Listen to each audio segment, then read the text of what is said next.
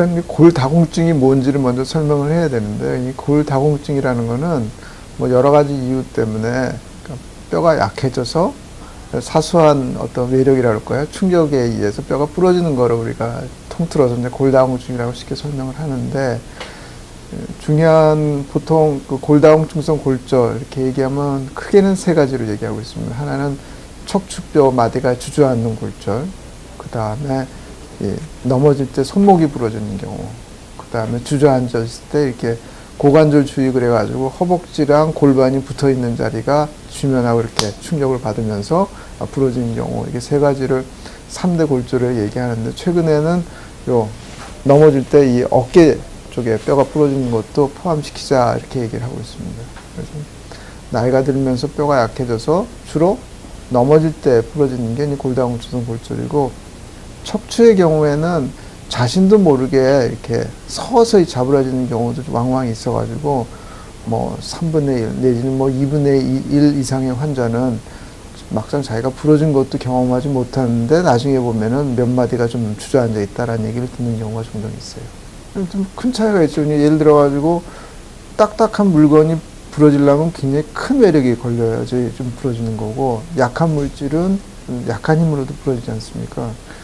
그러니까 젊은 사람의 뼈를 부러뜨리려면 굉장히 큰 힘이 필요합니다. 예를 들면 뭐 교통사고가 난다든지 뭐 계단에서 굴른다든지, 그런 경우에는 이제 딱딱한 뼈도 부러지게 되는데, 할머니들한테 생기는 골다공증성 골절은 뼈 자체가 약하기 때문에 그냥 저런 과정에서도 부러질 수 있구나 하는 아주 적은 에너지로 부러진다는 거죠. 그래서 골다공증성 골절의 정의 자체가 서 있는 높이에서 넘어졌을 때 부러지는 거를 우리가 골다공증성 취약골절, 약한 힘에도 부러지는 그런 골절이라고 명명하자 이렇게 얘기를 하고 있습니다. 뭐 건강한 학생이 뛰어가다 넘어져도 뼈가 부러지는 건 아니잖아요. 뭐 2층에서 떨어지면 모를까. 그래서 젊은 사람과 나이 든 사람의 골절에는 그런 큰 차이가 있습니다. 저에너지로도 뼈가 부러질 수 있을 만큼 뼈가 약하다는 뜻을 내포하고 있습니다. 일반적으로 서 있을 때 자기 그 키높이라고 그럴까요? 그러니까 지면에서 양발로 서 있을 때 옆으로 넘어지는 그 충격을 가지고 우리가 부러지면은 취약골절, 골다공증성 취약골절이라 부르자 이렇게 얘기를 하고 있습니다.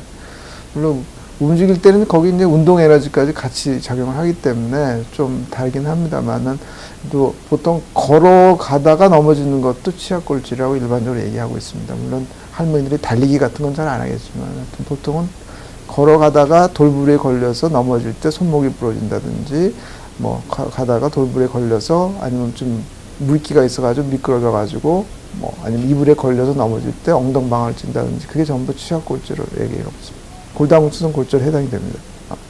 지금 이거 예를 들어서 척추 마디가 여러 개가 자부러지면은 사람이 이제 이런 식으로 자세를 취하게 되는데, 그렇게 되면 아무래도 이 폐가 조금 팽창이 덜 되게 됩니다. 보통 숨을 이렇게 쉬어야 되는데 이렇게 흉곽이 좀 좁아지기 때문에, 그래서 처음에는 척추뼈가 부러지면은 그냥 모양새만 좀 안 좋은 것보다 이렇게 생각했지만은, 그런 사람들 추적을 해보니까 생각보다 사망률이 높습니다. 일반인들보다도. 그래서 척추뼈도 굉장히 심각한 골절이다 최근에 얘기를 하고 있습니다. 모양새뿐만이 아니라 기능이 많이 떨어진다고 얘기하고 있고요. 근데 가장 문제가 되는 건 고관절 골절. 아까 엉덩방아 찌면서 골반을 이렇게 땅에다 부딪힐 때 부러지는 그 보통 대퇴골, 근위부골절, 허벅지뼈 중에서도 가장 윗부분이 부러지는 경우인데, 우리나라 통계에 의하면은 고관절 주위 골절이 부러지면은 대개 1년 사망률이 한 20% 정도 됩니다. 그러니까 할머니, 할아버지 중에서 5명 중에 한 사람은 1년을 넘기지 못한다는 얘기입니다. 수술을 해도. 그래서 그만큼 심각한 골절이 되겠고요. 근데 원인은 잘 모르지만, 또 하나는 남성에 있어서 여성보다도 한 1.5배 정도 사망률이 높습니다. 그러니까 뭐 그럴 수 있겠구나. 뭐 할머니들 원래 연세가 많으니까 5명 중에 한 분은 뭐 돌아갈 수도 있겠구나 이렇게 생각하는데요. 이거는 65세부터 100세까지의 평균입니다. 1년에 사망률이 20%라는 게. 근데 최근에는 우리가 잘 아시다시피 우리가 생명선을 보면 굉장히 길어져 있잖아요. 우리가 평균 생존이 보통 86세 정도 되니까 여성의 경우에는. 그래서 병실에 가보면은 80세 이후의 할머니들이 이렇게 많습니다. 연세가 80세가 넘는 할머니들이. 근데 85세가 되면은 1년 사망률이 약 35% 정도 돼요. 그러니까 85세 전후의 할머니가 오늘 넘어져서 수술을 받으면은 내년까지 할머니가 살아계실 확률이 55%에서 60%밖에 안 된다는 얘기입니다. 그만큼 골다공증성 골절은 그만큼 위험하다는 거죠. 그게 아마 가장 중요한 포인트가 되지 않을까 싶습니다. 어깨는 위험하다기보다는요, 이 나이가 들면은 이 어깨 통증을 좀 많이 호소하지 않습니까? 예를 들어서 뭐 오십견이라든지 뭐 회전근개 파열이라든지 이제 그런 식으로 어깨에 대한 그 증상이 점점 이렇게 증가 추세에 있는 입장인데요. 거기에다가 이제 뼈가 부러지게 되면은 고정을 오래 해야 되고 또 근력도 약해지고 하니까는 자기가 갖고 있던 어깨에 대한 증상이 확 도져버리는 겁니다. 그리고 뼈도 약하기 때문에 재활을 빨리 할 수 없고, 그래서 어깨 다친 환자들의 그 만족도가 많이 떨어진다 그래요. 보통 다치고 나서 수술하면 많은 환자들이 그러는데 젊은 사람이든 연세 드신 분이든 다 수술하고 나서는 다시 예전의 나로 돌아갈 거라고 기대를 하게 됩니다. 뭐 부러진 거야 재수없이 부러졌지만은 운이 나빠서 부러졌지만 수술 받고 나면은 예전의 나로 돌아갈 거라 생각하는데 전혀 그렇지가 않습니다. 지금 설명한 대로 가장 큰 문제가 고관절 골절의 경우인데 첫 번째가 일반 골절에 비해서 연세가 높거든요. 환자의 연령이 대개 75세, 80세 되기 때문에 그것만 가지고도 굉장히 스트레스풀하죠. 거기다가 우리가 장기의 기능이 떨어져 있고 그 다음에 동반된 성인병, 뭐 고혈압, 당뇨, 심장 혈관 질환, 과거의 뇌경색 병력 이런 많은 성인병의 그 병력을 동반하고 있기 때문에 회복이 그만큼 늦게 됩니다. 그래서 우리가 아까 설명한 대로 연세가 85세가 넘어가게 되면은 고관절 골절 이후에 1년 사망률이 보통 35% 정도 되는 그런 수치까지 올라가요. 얘가 치료가 지금 최근에 가장 많은 변화를 일으킨 부분인데요. 모든 게 다 그렇지만은 그 병이 진행이 돼가지고 뼈가 부러지기 전에 부러지지 않도록 뼈를 튼튼하게 만드는 것이 가장 중요하지만 보통 뼈라는 거는 30대 후반까지 꾸준히 최대 골량을 유지하고 있다가 그때부터 조금씩 떨어지는데 여성의 경우에는 폐경기를 기점을 해가지고 가파르게 떨어지다가 한 5년, 10년 지나게 되면 다시 완만하게 좀 감소하게 됩니다.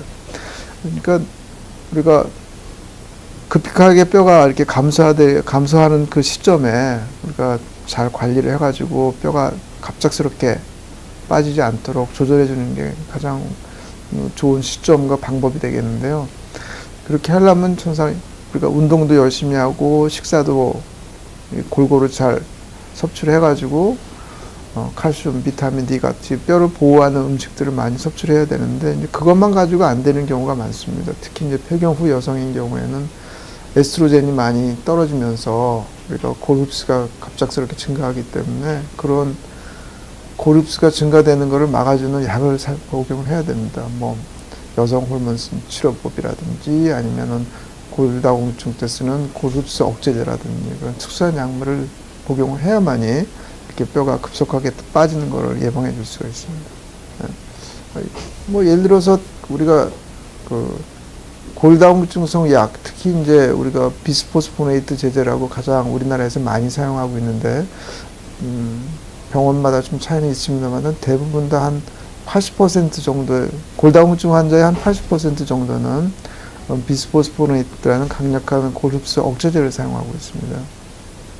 이 약의 특징은 그 골다공증성 그 골절의 한 반 정도를 예방한다고 하는데 발생 위험률을 한 반으로 떨어뜨리기 때문에 뭐 넘어질 때의 그 뼈를 보호하는 그런 능력이라고 할까요? 그게 훨씬 더 좋아진다고 얘기를 하고 있습니다. 뭐 근력에도 도움이 된다고 얘기하고 있고요. 근데 이제 그러나 이제 문제는 그 100명 중에 50명은 예방할 수 있지만 이 비스포스포네이트 같은 그 강력한 약을 너무 오랫동안 복용하고 있는 경우에는 오랫동안 뼈에 침착되어 있는 약이 좀 부작용을 일으킬 수가 있습니다. 그래서 가장 두렵게 우리가 요새 알려져 있는 거가 턱뼈가 좀 괴사가 생긴다든지 아니면 허벅지뼈에 금이 서서히 가면서 아주 사소한 실수로 뭐 뼈가 부러진다든지 하는 그런 뭐 비특이성 골절 뭐 이런 식으로 얘기하는 골절이 발생할 수 있는데요. 이런 거가 최근에 좀 이슈가 되고 있고 그래서 장복하는 거를 좀 피하고 있습니다. 그래서 가장 인상적인 사람은 역시 골다공증성 골절이라는 거는 몸 한 군데가 뼈가 약해서 부러진 게 골다공증성 골절이 아니고 온몸에 있는 뼈가 다 약해지기 때문에 한 뼈가 부러진다는 거는 하나의 뼈가 부러진다는 거는 이제 시작을 알리는 얘기거든요. 오른쪽 뼈가 부러진다는 거는 조만간에 반대편도 부러질 수 있고 다른 부위도 부러질 수 있고 하는 그러니까 온몸에 그 뼈들이 골절 임계치만큼 내려와 있기 때문에 하나가 부러진 건 도미노의 시작일 뿐입니다. 그래서 그런 일이 생기지 않도록 하는 게 가장 중요한데요. 뭐 오른쪽 고관절이 부러졌다가 그 이듬해는 반대편이 부러져서 왔고 몇 년 후에 보니까 또 허리는 곱추처럼 돼 있고 그래서 결국은 돌아가시고 그런 게 가장 인상에 남는 가장 그 나쁜 시나리오의 그 환자가 되겠습니다. 그러니까 우리가 골절 위험도를 계산할 때 과거의 그 골다공증 아까 얘기한 그 취약골절 그러니까 서 있던 높이에서 넘어졌을 때 부러진 경력이 있습니까 하면 이게 별표 하나가 됩니다. 그러니까 위험인자가 한 10개 정도 있는데요. 우리가 계산할 때 사용하는 위험인자가 그러니까 류마티스를 앓은 적이 있습니까? 별표. 술을 많이 마십니까? 별표. 그다음에 흡연을 하십니까? 별표. 어머니가 혹시 요 고관절 주위 골절에 어떤 병력이 있습니까? 별표. 그다음에 아까 자기 자신이 과거에 취약골절을 앓은 적이 있습니까? 별표. 이게 다 그런 별표들이 모이면은 이 위험률이 더 누적이 되면서 올라가지 않겠습니까? 거기서 가장 중요한 요소를 차지하는 게 과거에 지금 취약골절이라고 얘기하는 범죄에 속하는 골절을 경험한 적이 있느냐가 굉장히 중요한 요소로 들어갑니다. 그 과격한 운동을 하다 다친 거랑, 그러니까 예를 들어서 2층에서 뛰어내리다가 부러진 거랑 걸어가다가 넘어져서 다친 거랑 엄연히 다른 거니까 그거를 혼돈해서는 안 되겠죠. 그러니까 골다공증성 전문 치료제인 경우에는 대부분이 다 골다공증성 골절의 그 발생 위험률을 한 50% 정도 감소시킨다고 얘기하고 있습니다. 근데 이제 문제는 약값이 비싸다는 거거든요. 그러다 보니까는 그리고 당장 뼈가 서서히 빠져나가는 경우에는 병이 눈으로 들어오지 않습니다. 겉으로는 멀쩡하니까요. 속으로 뼈가 조금씩 빠져나가는 것을 겉에서는 감지를 못하기 때문에 더 시급한 곳에다가 돈을 쓰게 되죠. 사람이라는 건. 그래서 아직 미래에 찾아올지 모르는 골다공증이라는 병에 대해서 투자를 잘 안 하게 됩니다. 관심을 좀 이렇게 기울이지 않기 때문에. 근데 이제 막상 부러지고 나면은 이제 정신을 번쩍 차리게 되죠. 근데 그럼에도 불구하고, 이제 약을 드셔야 됩니다라고 처방을 하면 1년 후에 그 환자가 계속 약을 복용하고 있는 확률은 굉장히 낮습니다. 한 20-30% 밖에 안 돼요. 약을 지속적으로 먹는 환자들이. 약을 먹어줘야지 반대편 뼈가 부러지지 않도록 50%를 예방해 줄 수가 있는데, 그걸 안 한다는 거죠. 이 복약순도 굉장히 좀 어려운 질문인데요. 지금 현재는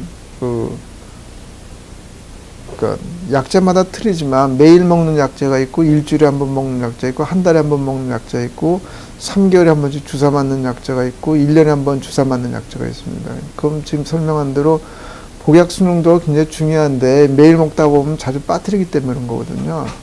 근데 골다공증성 골절에서는 일반적으로 복약 수능도가 80%가 넘어가면은 아주 수능도가 높고 결과가 좋은 것으로 되어 있습니다. 그래서 자기가 뭐 어쩌다가 한 번 빠뜨리는 거에 대해서 너무 스트레스 받을 필요가 없고요.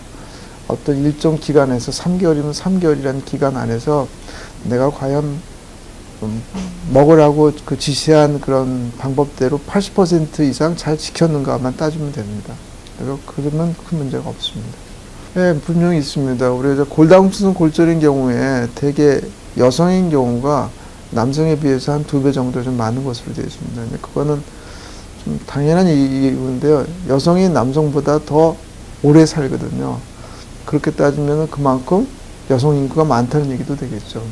할머니들이 많다는 얘기입니다. 그리고 여성은 이 폐경이라는 굉장히 그 뼈 입장에서는 굉장히 안 좋은 그런 경험을 하게 되는 것이죠.